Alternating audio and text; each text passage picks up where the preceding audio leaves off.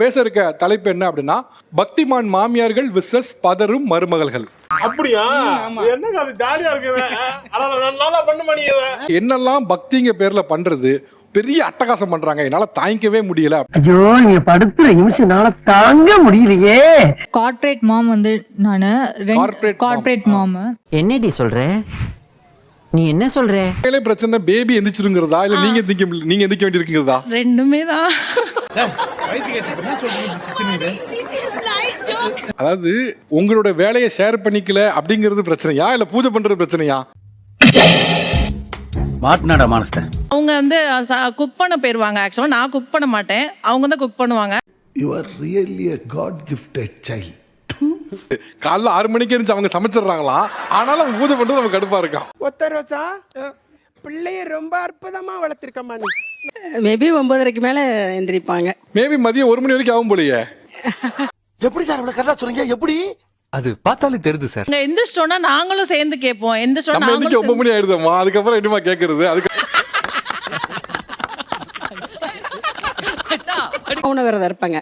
இந்த பொண்ணு வேணும்னுக்கே என்கிட்ட பேச்சு கொடுக்குங்க. ஓ கலைக்கிறதுக்கு வேணும்னுக்கே மௌன விரதமா? ஏன்? அது வந்து பால் பழமை குடிச்சிட்டு பவ்யமா உட்கார்ந்துருப்பேன். இந்த பாப்பா பக்கத்துல நான்வெஜ் சாப்பிட்டுட்டு இருக்கும். கடவுளே. What bro? It's very wrong bro. சொல்றது எனக்கு வந்து மேரேஜ் ஆகி 6 மந்த் ஆகுதுங்க சார். 6 மாசமா? அதுக்குள்ளேவா? தெருவுக்கு போறே. அதுக்குள்ளயா? இன்னும் நாள் இருக்கு. ரொம்ப இரிட்டேட்டிங்கா இருக்கு. ஸ்பீக்கர் மைக் வச்சா? ஆமா, ஸ்பீக்கர் சின்னதா இருக்கு வீட்ல. புதுசா இருக்கு டிஜே மாதிரி. ஐயோ எங்க இருந்து ஆப்புச்சீங்க? ஈவினிங் பாடிக்கலாம். நீங்க சொல்லிட்டீங்கல்ல, பாடுறது விடுறதா இல்ல. ஒசாரான்னு பாட சொன்னா ஓ ஒப்பாரி வைக்கிறேன். காதுக்குள்ள சங்கூதன மாதிரி இருக்கு. கோவில ஸ்பீக்கர் கட்டி பாடுவாங்க, நான் பாத்துர்க்கேன். வீட்ல ஸ்பீக்கர் வச்சு மைக் வச்சு பாடுற இப்பதான் முதல்ல பாக்குறேன். உனக்கு காலைல பாடுறது பிரச்சனையா இந்த அம்மா பாடுறதே பிரச்சனையா? இல்ல காலையில பாடுறதுதாங்க சார் பிரச்சனை. உங்க அம்மா சத்தியமா? அம்மா சத்தியமா? இன்ஸ்டால டான்ஸுங்க. அந்த நேரத்துல ஒரு 10 நிமிஷம் வந்து சாமி கும்பிடுங்கன்னா கேக்குறது இல்லைங்க.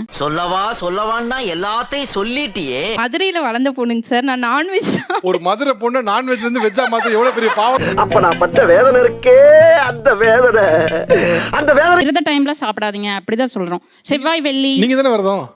அது சொல்லுவாங்க, சொல்லிருக்கோம்.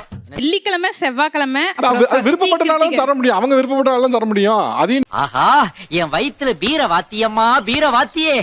சாமிக்கு விரதம் இருக்கிறத பொருட்டு பேசும்போது மருமகள் பக்கத்தில் இருக்கவங்கலாம் சொன்னாங்க, எனக்கு சாப்பாடு சரியாக கொடுக்கறதில்ல, என்னைய நான்வெஜ்ஜு சாப்பிட விடுறதில்ல. மாமியார் தானே விரதம் இருக்காங்க, மருமகளாகிய நாங்கள் இதுக்கு நான்வெஜ்ஜு சாப்பிடாமல் இருக்கணும், நாங்கள் எங்களுக்கு பிடிச்சதை சாப்பிட்டுக்கலாமே அப்படின்னு ஒரு அழுத்தமான ஒரு கருத்தை வச்சுருக்காங்க. இது சில பேரால் ஏற்றுக்கொள்ளப்படுது. விரதம் இருக்கவங்க மட்டுமே விரதமாக இருந்தால் போதும், சுத்தபத்தமாக இருந்தாலும் போதும், அசைவம் புழங்காமல் இருந்தாலும் போதும் அப்படின்னு. இன்னும் பல பேரால் அது எப்படி ஒரு வீட்டில் இருந்துட்டு அப்படி இருக்க முடியும் அப்படிங்கிற பார்வையிலையும் பார்க்கப்படுது. இதை நீங்கள் எந்த பார்வையில் பார்க்குறீங்க அப்படின்னு மறக்காமல் உங்களுடைய கருத்துக்களை பதிவிடுங்க.